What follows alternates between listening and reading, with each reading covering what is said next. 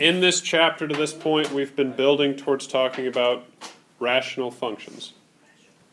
We started out with inverse variation equations, which looked like this: y equals k over x. Those were inverse variation equations. Very basic.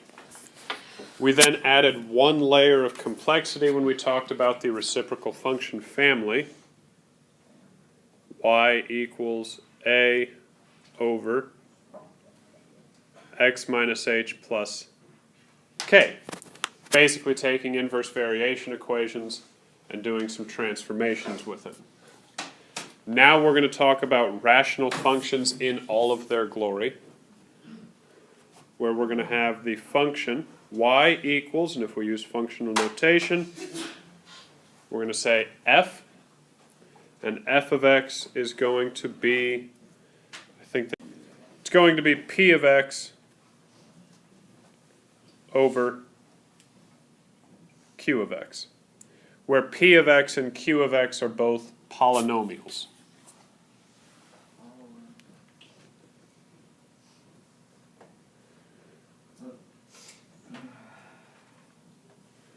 The fact that they are both polynomials will mean that we're going to have to remember how to factor polynomials. But that's the basic idea of what we've built to. Okay, started with inverse variation, did transformations with inverse variation, and now instead of just having a constant as the numerator, we're going to have a polynomial as the numerator, polynomial as the denominator. So these first couple pages of the notes, I just took things from the book and put them here. So this one, point of discontinuity. To be continuous means you would go to draw a graph, and you'd be able to draw the graph from left to right without picking up your pencil. If there is a discontinuity, then what's going to happen is either there's just going to be a spot where the graph is just missing, or what we would have is a situation that we saw yesterday where you could have a vertical asymptote. And in that situation, you couldn't draw from left to right without picking up the pencil. So that's the basic idea of a discontinuity. And then I just demonstrated graphically two different types that we're going to talk about. Algebraically, we're going to talk about them now. We have removable discontinuity right here. And this one is removable because if you look at that rational function, if x is negative 2, then that is undefined, correct? Right. But there's an x plus 2 in the numerator as well as the denominator. So in that one, y simplifies to be x plus 3. That's why it's called removable. If you simplify the fraction, then it's gone. And this is a situation where if we go to graph this, since we understand our lines pretty well, y-intercept of 3 and a slope of 1, but there's going to be a missing point when x is negative 2. So that's what that discontinuity looks like, a removable discontinuity. We could also call a removable discontinuity a hole in the graph, because there's just one single point missing. Everything else looks like the line y equals x plus 3, except for the spot here where x is negative 2. It just doesn't exist there. A non-removable discontinuity, like this one, is where nothing is going to cancel out. An x value of 2 right here makes it undefined. Unlike up here, nothing cancels. So that's non-removable, and that is actually where we're going to get a vertical asymptote, like we were looking at yesterday. Asymptotes. Vertical asymptotes we talked about yesterday. I threw this up here just in case. The way they explain it could be a little confusing. But really you just have to be able to find the points of discontinuity and understand that it's either going to be a hole in the graph or it's going to be a vertical asymptote. You have to be able to decide which one is which we just went over on the last page. But that's how you find a vertical asymptote. Horizontal asymptotes. Rational functions are polynomial divided by polynomial. That's how we defined it earlier. How do you find the degree of a polynomial? So to find the degree of a polynomial, you want to know what the highest exponent is. Now sometimes they give you the polynomial as two polynomials multiplied together, and you'd have to understand after you multiply them together what's the highest exponent going to be. But basically you need to find out what the degree is. Then we have three rules. 1, 2, 3, or three situations that could occur. You have two degrees, the degree of the numerator, the degree of the denominator. The numerators could be larger, the numerators could be smaller, or they could be the same. Those are the only three things that could happen if you have two numbers. Right? The first one's bigger, the first one's smaller, or they're both the same. Nothing else could happen. If the degree of the numerator is smaller than the degree of the denominator, your horizontal asymptote is y equals 0. If the numerator's degree is larger, then there is no horizontal asymptote. If they are the same, then the horizontal asymptote is the ratio of the leading coefficients.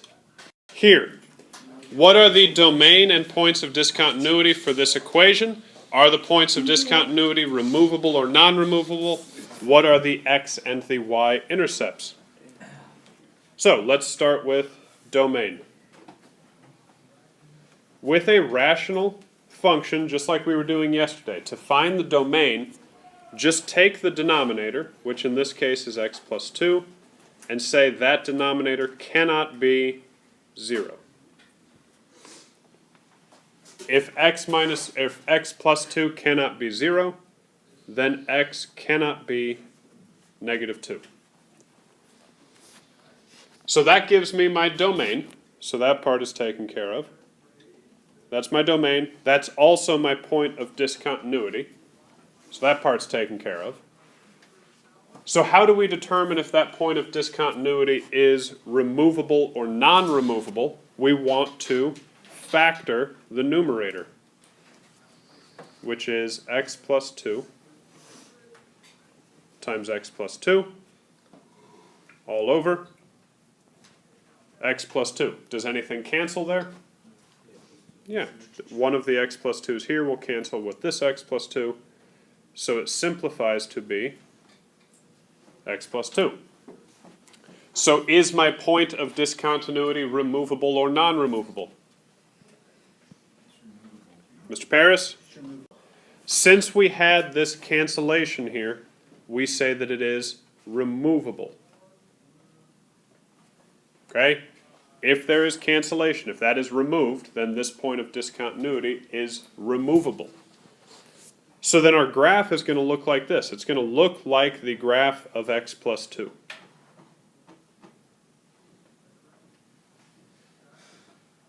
With the exception of when x is negative 2, which is that point right there. So that's what the graph looks like.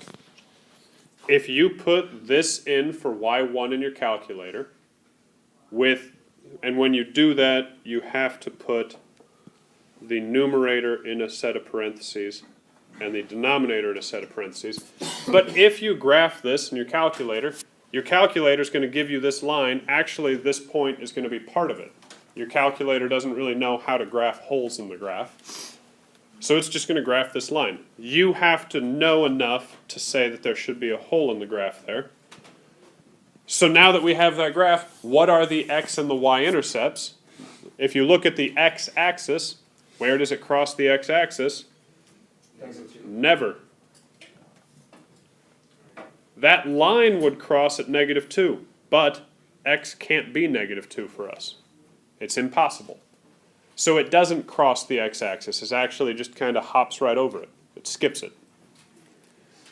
What about the y-intercept? The y-intercept is at 2. So now I believe we have answered everything. To begin the process of finding the vertical asymptotes here, and I'm also going to ask again for the horizontal asymptote, is we want to factor the denominator. There are two quadratics there. We have to know how they each factor. First one factors is x minus 2 times x minus 1. Second one is x minus 3 times x minus 4. Numerator stays the same, x minus 3. So with that, we can see that our points of discontinuity,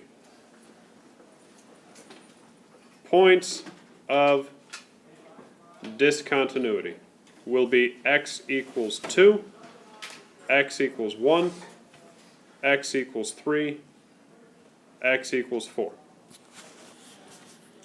Those are the four values for x that make the rational expression undefined. So those are our points of discontinuity. To determine which one or ones of those four values give us vertical asymptotes, we need to decide which of those are non-removable. Or is it easier to decide which one or ones of those are removable? Which one or ones are removable? The x minus 3 cancels. Which means that this x equals 3 is a removable discontinuity, which again we can call a hole in the graph. So then where are the vertical asymptotes? The vertical asymptotes are going to be x equals 2, x equals 1, x equals 4. Those are the non-removable discontinuities, therefore they will be the vertical asymptotes for the graph. So that one, and that one are the vertical asymptotes. How would you graph that? I said I also wanted the horizontal asymptote. All we have to do is determine the degree of the numerator and the degree of the denominator. In this case, the degree of the numerator is 1. The degree of the denominator is 4. Because we have a quadratic times a quadratic, and when I multiply x squared by x squared, I'm going to get x to the 4th. So which one of these two numbers is bigger? The 4, the denominator. And what did our rules say? If the denominator had a larger degree, then the horizontal asymptote is what? None. No. 0. Y equals 0. Yeah. Yeah. The thought process there. If this has larger degree, then as the values of x that you're plugging in get larger, then the denominator is going to be getting a hell of a lot bigger than the numerator. So what happens if you divide small numbers by very large numbers? It goes to 0.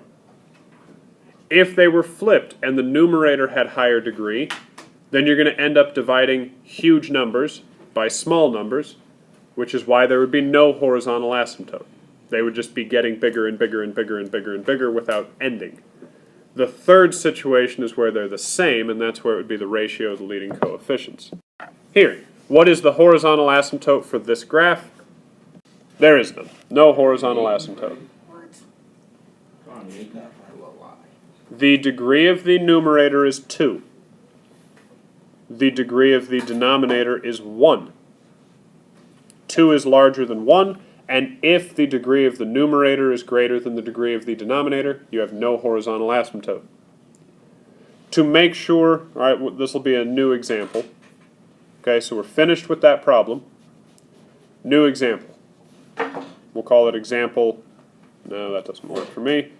We'll call it example 3.5. What if I have y equals 2x to the 4th plus 3 over 4x to the 4th minus 5x cubed? What is the horizontal asymptote? If the degrees are the same, which in this case they are, degree here is 4, degree here is 4. If the degrees in numerator and denominator are the same, then you take the ratio of the leading coefficients. The leading coefficient in the numerator is 2. The leading coefficient in the denominator is 4. We're getting that from right here and right here. That is your horizontal asymptote. That simplifies to be 1/2. Okay, if you look at the previous page, this was example 3. We said there are no horizontal asymptotes. So let's find our points of discontinuity, which means we want to know what the domain is. The domain, we know negative 3x plus 6 cannot be 0. So negative 3x cannot be negative 6, meaning x cannot be 2. Is that removable or non-removable? We just have to remember the way to try and figure that out is you want to factor the numerator, factor the denominator, and see if anything cancels out. In this example, the numerator does not factor, x squared plus 1. The denominator we could just factor as negative 3 times x minus 2. Nothing cancels. Which means that x equals 2 represents a non-removable discontinuity, meaning in the graph it will be a vertical asymptote. So we're plugging in points, we get negative 3.333, negative 3 1/3. Right? If you have it plugged into the calculator this way, then if you plug in 3, you should get negative 3 1/3. Right about there. What if I plug in 4? Negative 2.8. So that's going to be right about here. So it's come up just a bit. But then I believe 7 is the one I'm looking for. What do you get if you plug in 7? You're back down to negative 3 1/3. You're back down here. So we know from the way vertical asymptotes operate that it's going to come very close to the asymptote here, but instead of coming up and leveling off, it actually comes up and turns back around.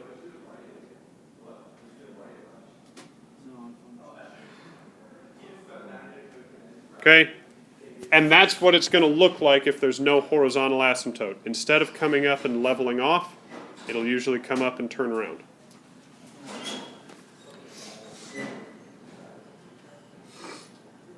So then we need to go to the left with it.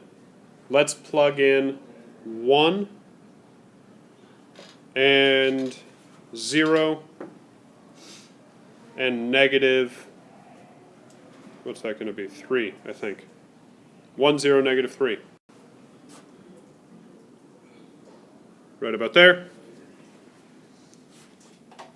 At 0, we're at 1/6, right? There. And what about at negative 3? 2/3 again. Is there a way to get this to come up as fraction instead of decimal? Here. So this is our graph right here. A word problem. Read through the problem, and I'll give you the hint that this is one of those where it's giving you the formula, it's telling you what the variables are and what they represent, and it's asking you to plug a number in for one of the variables and solve for the other variable. I want you all to read through it and do your best to decide which variable have they given us a value for. And so we want to know where to plug that in the formula, and then what is the result from there. All right. They gave us this equation right here. What they're trying to figure out is how much 2% milk, which is X is the number of ounces of 2% milk, how much do you need to mix with 5 ounces of 3% milk to get a mix, or with ounces of 3.7% milk to get a mixture that is 3%? So they tell us that they want the mixture to be 3%. We want to figure out how many ounces are necessary. So we know that we plug in 0.03 for Y, and then the other side is going to be 5 times 0.037 plus X times 0.02 all over 5 plus X. Then the question becomes, how are we going to figure this out? You could solve that algebraically if you're more comfortable with that. Multiply each side by 5 plus X. You're going to distribute the 0.03 and go through that. That's fine. But I want to look at how to solve this graphically, because this one is more difficult to solve graphically than it is algebraically. You're going to need to be really comfortable with how the graphing calculator works in order to solve this. The way we're going to do it, we are going to say that Y1 is 0.03 and that Y2 is 5 times 0.037 plus 0.02x divided by 5 plus x. Again, realizing that the numerator and denominator must be in parentheses. You're going to graph both of these, and you're going to find out where they intersect. Now, the best way to start this is to take a guess as to what your window should be. So we need a good guess as to what our window should be. So let's come up with a good guess for our window. Let's talk about the X. Let's talk about the Y. For the Y, I'm going to say that an excellent guess would be 0 to 0.05. Because the first equation we're plotting is 0.03. We know that we're only concerned with positive values because you're not going to mix in a negative number of ounces of milk, and you're not going to get a negative percent of fat. So we know we should start at 0. The question is just how high should we go? I'll just go a little bit above this number, 0.05. The X's are going to be a bit more of a guess. We know it starts at 0. So then you just have to take a guess as to how many ounces you think it's going to be. And you want to pick a number just a little bit bigger than that. I'm going to guess 6. Why did I guess 6? Because I'm fairly certain that the answer will be less than 6. The nice part is, if you graph it and that's wrong, you go back in and you make the number right here bigger. It's fine. Once you set the window, that is not the window on your calculator forever. You can always change it. So that's going to be my guess. When you plot it in that window, all you need to be able to do is know that somewhere in that window the two graphs cross. As long as you know that somewhere in that window the two graphs cross, even if you couldn't even point out where, you just know they cross somewhere, your calculator would be able to figure it out. So do second calculate intersection, enter, enter, enter, and it'll spit out that you're going to need, I believe it's 3.5 ounces of the 2% milk.